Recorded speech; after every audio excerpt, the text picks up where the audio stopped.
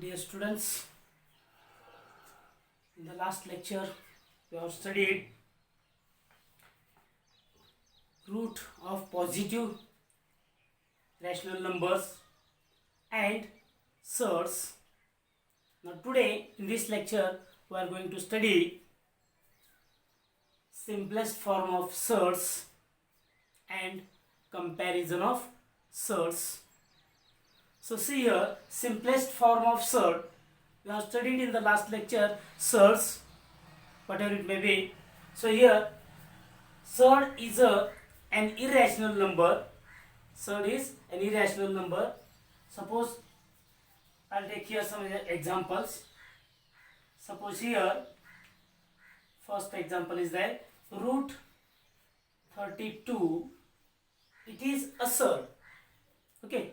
It is a surd, and this surd is to be write in its simplest form. How we can write this surd in its simplest form? So here look at the radicand. Look at the radicand. याच्यामध्ये जो radicand आहे तो radicand काय आहे ते बघा. हे so here write this surd as तो radical sign आहे तसं लिहा. Now find the factors of radicand. Find the factors of radicand. So here I found the factors of this radicand as a 16 into 2. Find the factors of radicand such that one of the factor is perfect square of any number. म्हणजे या रॅडिकनचे factor कसे पाडायचे आहेत की त्या दोन्हीपैकी एक factor कमीत कमी एक फॅक्टर काय असला पाहिजे तो परफेक्ट स्क्वेअर असला पाहिजे. म्हणजे कुठल्या तरी एका संख्येचा तो स्क्वेअर असला पाहिजे असे फॅक्टर्स पाडायचे. मग असे फॅक्टर्स कुठले येतील त्याचे 32 चे फॅक्टर 16 into 2 हे आपल्याला माहित आहे म्हणून आपण काढलो. मग जर समजा माहित नसेल तर त्यावेळेस कसं काढायचं? मग तेव्हा सरळ तुम्ही काय करा 32 चे असे फॅक्टर्स पाडा. 32 चे फॅक्टर्स कसे येतील? एक 2 ने डिवाइड होतो त्याला 2 1 2 2 6 12 हे असं फॅक्टर्स पाडा. मग इथं परफेक्ट स्क्वेअर येणारा नंबर आपल्याला माहिती असते. तो नंबर आला की लगेच हे दोन त्याचे फॅक्टर्स असे लिहा. Okay, then how you can write here what is the order of the surd here? 2 is the order.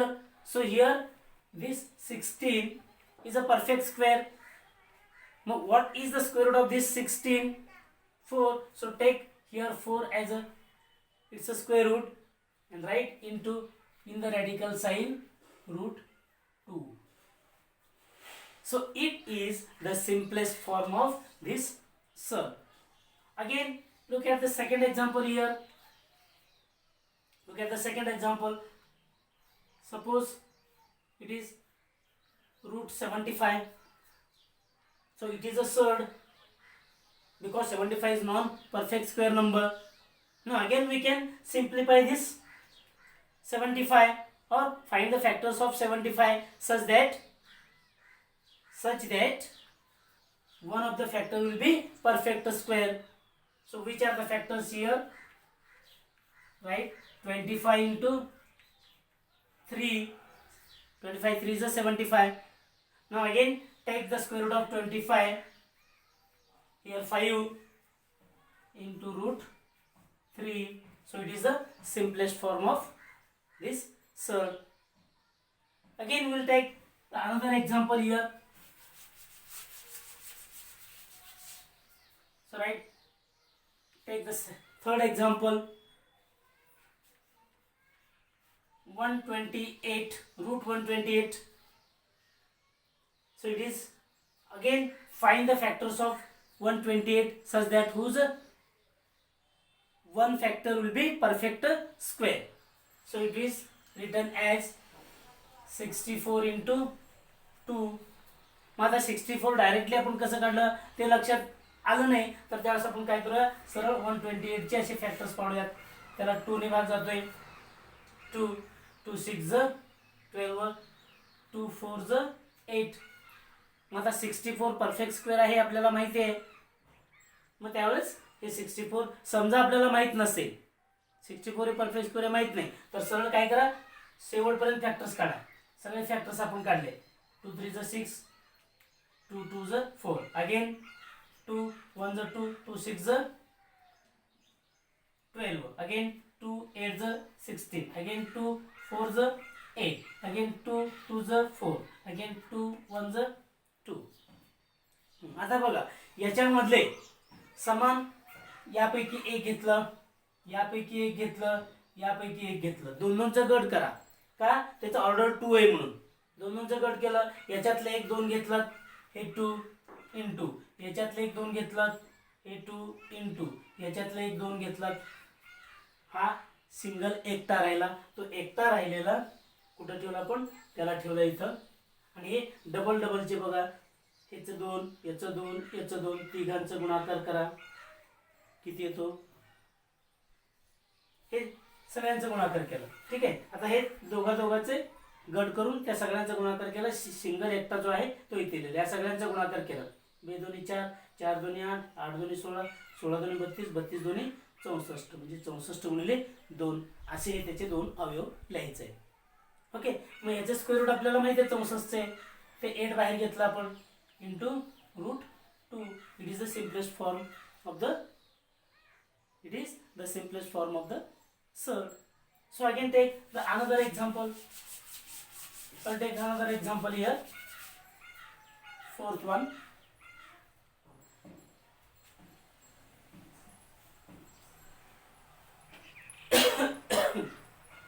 तर बघा तेल 45. I'll take here √45.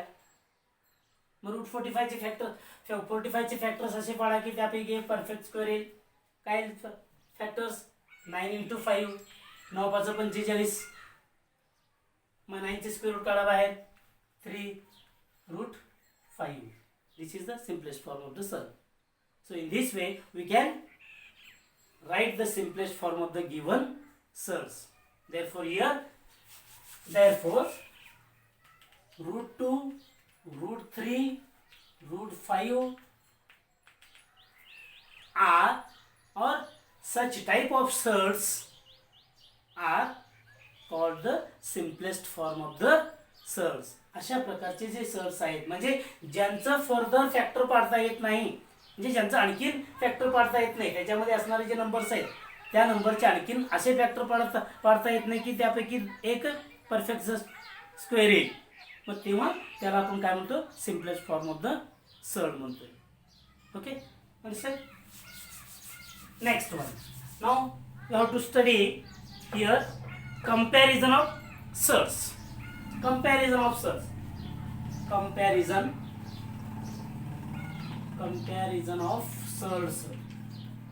म्हणजे काय करणींची तुलना म्हणजे लहान मोठेपणा. आता आपल्याला माहिती आहे बघा इथं काही suppose I have taken here A B are two real numbers. Suppose here A and B are two real numbers. मग इथं तवा first if A is greater than B या दोन्ही रिअल नंबर पैकी A ही संख्या B पेक्षा मोठी असं समजा. देन आता दोन्ही साइडचं जर आपण स्क्वेअर केलं तर काय होणार आहे त्याचं स्क्वेअर केलं so A square is also greater than B square.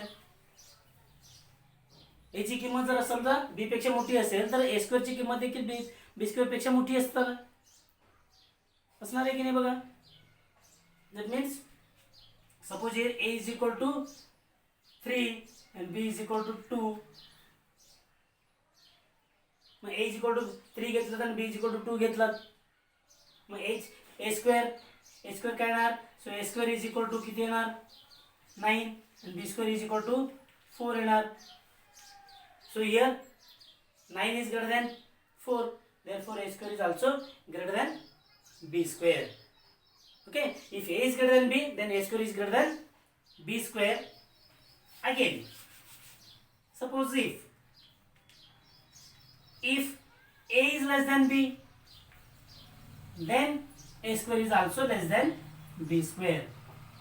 मग A ची किंमत समजा 3 घेतली आणि b ची किंमत समजा आपण 5 घेतलं.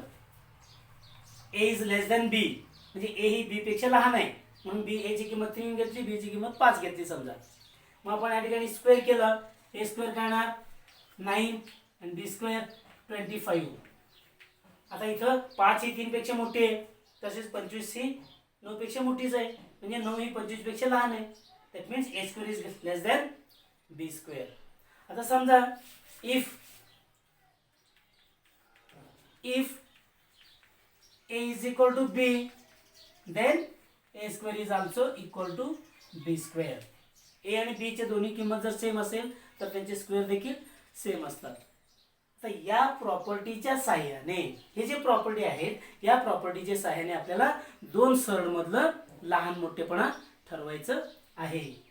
By using these properties we can study the comparison of two surds. Okay, next, now look here, how to compare the two surds. So look here, I'll take an example. Compare the surds.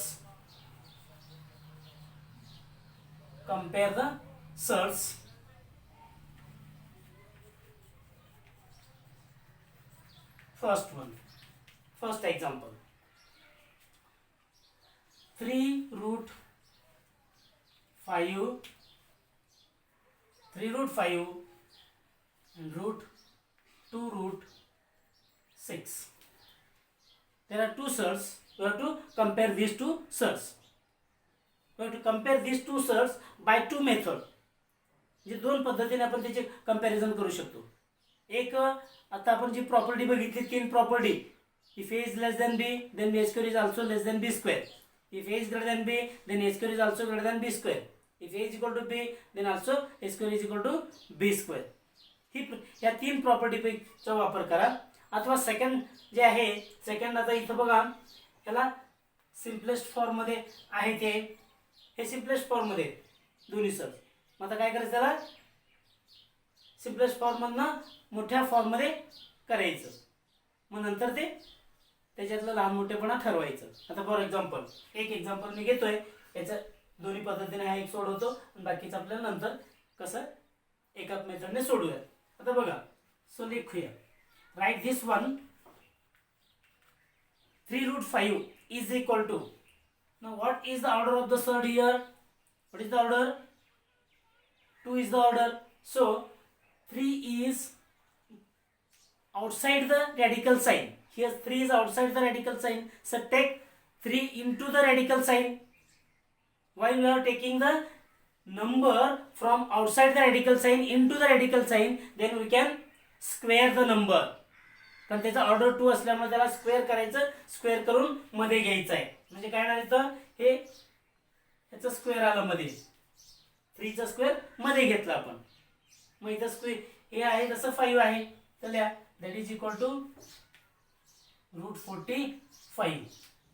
Again write this one, 2 root 6 is equal to, आता इथं रॅडिकलच्या बाहेर, radical साइनच्या बाहेर कुठली संख्या आहे बघा, 2 आहे, मग त्याचं स्क्वेअर करा, स्क्वेअर केलं 4 आलं, into this 6 as it is equal to 24.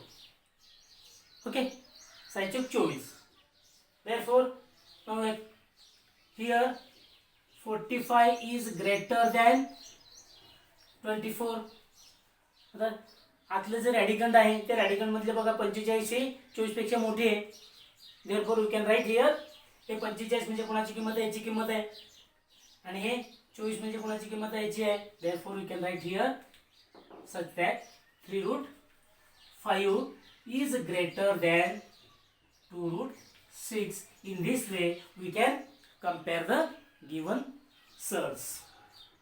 Okay, याप्रमाणे करता येईल. हे बाहेर जे आहे त्याचा स्क्वेअर करून रॅडिकल साइन मध्ये घेऊन जायचं आहे, याचं पण बाहेरचे स्क्वेअर करून रॅडिकल साइन मध्ये घेऊन जायचं आहे. मग याच्यावरून आपल्याला कम्पेअर करता येतो, त्या रॅडिकलवरनं कम्पेअर करायचं. हे एक मेथड आहे. और दुसरी मेथड बघा, और कुठल्या पद्धतीने आपण सोडू शकतो इथं, और काय कुठल्या इथे 3 root 5 3√5 आहे आणि 2√6 आहे की नाही. मग आता काय करायचं, याचं स्क्वेअर करायचं आहे. काय करा, स्क्वेअर करा. 3√5 square is equal to 3√5 square is equal to a square 9 a square 5 that is equal to 45. Again 2√6 square करा is equal to काय येणार, 2 चा square 4 into 6 square √6 square 6 is equal to 24. And here this one is greater, therefore here 45 is greater than 24. 45 is greater than 24. मग 45 म्हणजे याचा square आहे. Therefore let here 3√5 square is greater than 2√6 square. मग त्याचा square हा याचा square मोठा आहे म्हणजेच हा काय असणार आहे, मोठा असणार आहे. Therefore here 3√5 is greater than 2√6. अशा पद्धतीनं हे ते प्रॉपर्टीचा वापर करून हे सोडवता येईल आपल्याला. असं सोडवता येईल किंवा अगोदर आपण जे मेथडने सोडवले त्या मेथडने पण सोडवता येतो. या दोन्हीपैकी एका मेथडनं दोन सर्ट्स काय करा, कंपेअर करा. Okay. Now take the second example. So take the second example here. 5√7 and 6√5. आता बघा हे कंपेअर करायचं आपल्याला. कसं करता येईल, स्क्वेअर तरी करून करा किंवा हे आतमध्ये स्क्वेअर करून घेऊन जाऊन तरी करा. मग इथं आपण असंच करूया. 5√7 इज इक्वल टू, तर हा जो बाहेरची संख्या 5 तो रॅडिकल साईन मध्ये घेऊन जावा म्हणजे टोटल रॅडिकल मिळवा. मग काय इथं काय करावं लागेल आपल्याला, याचा स्क्वेअर करावं लागेल. मग याचा स्क्वेअर करा. 25 तो 25 झालेला इंटू हे 7 as it is equal to किती आला बघा, 25 7 175. So √175. Then again 6√5 is equal to 6√5 6 square करा किती येईल, 36 into 5 is equal to 36 into 5 किती येईल बघा, 3 5 15 5 30 180. बरोबर बघा, 5 30 5 3 5 15 3 18 180. मग आता 180 आणि 175 दोन रॅडिकल मिळाले. मग दोन्ही रॅडिकल पैकी कोणती ही कशी आहे, लहान आहे हिच्यापेक्षा. So here this one is less than this one. therefore here write √175 is less than √180. okay, therefore you can write here this one is 5√7 is less than 6√5. In this way you can compare the surds. Okay, understand? So take another example. Take another example here. So take the third example. So here minus 3√5 and minus 4√3. So take here again, write this one as it is. This minus 3√5 is equal to, take here this, write the minus sign before. Minus sign त्याच्या समोर ठेवलं अगोदरच, कारण total हे minus आहे, हे आहे हे टोटल असं मायनस साइन आहे, ला असं आहे, हे मायनस साइन आहे तसंच ठेवा. मग इथं काय होईल, हे असं येणार आहे बार 2 बरोबर. सैन काय येणार आहे हे 9 into 5 is equal to minus 45 म्हणजे root 45 and again here minus 4 root 3 is equal to minus root मध्ये बघा याचं square 16 into 3 is equal to square minus sign आहे तसं into square root 48. So here this minus root 45 is and this minus root 48. आता बघा route 48 मोठी का 45 मोठी आहे 48 मोठी आहे मग याचा अर्थ ही लहान असली पाहिजे परंतु या ठिकाणी मायनस साइन असल्यामुळं the greatest number having a negative sign is a smallest number म्हणजे the value of the number the value of the largest number having negative sign is a smallest. याच्यावरनं हे काय असणार आहे आता बघा ही मोठी असणार आहे minus root 45 is greater than minus root 48. Therefore this one minus root 3 root 5 is greater than minus 4 root 3. Okay, in this way we can compare the cells. Understand? So I hope that all of you understood these examples. All of you understood these examples. Then we can see the next part in the next lecture. Thank you.